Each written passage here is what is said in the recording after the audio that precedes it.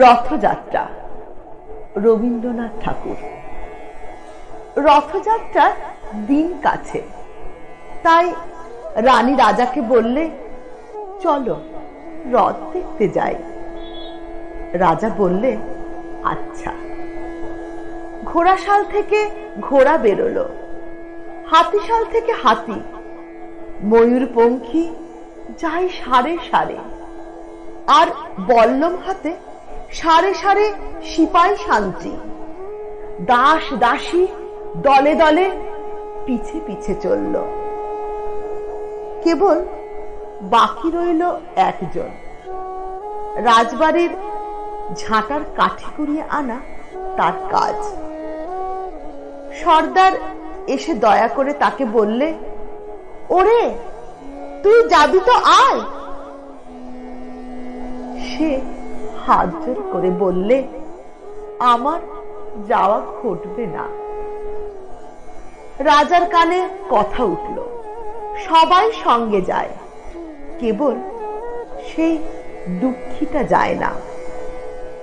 রাজা দয়া করে মন্ত্রীকে বললে, ওকেও ডেকে নিও। রাস্তার ধারে তার বাড়ি। হাতি যখন সেইখানে পৌঁছলো, মন্ত্রী তাকে ডেকে বললে, ওরে দুঃখী, ঠাকুর দেখবি চল।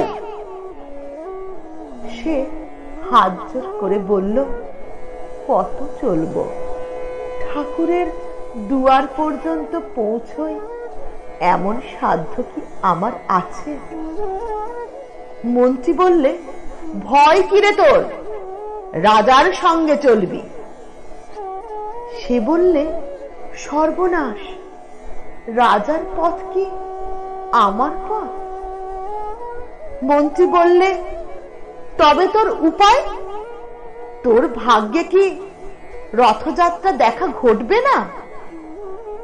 সে বললে, ঘটবে বই কি, ঠাকুর তো রথে করে আমার দুয়ারে আসেন।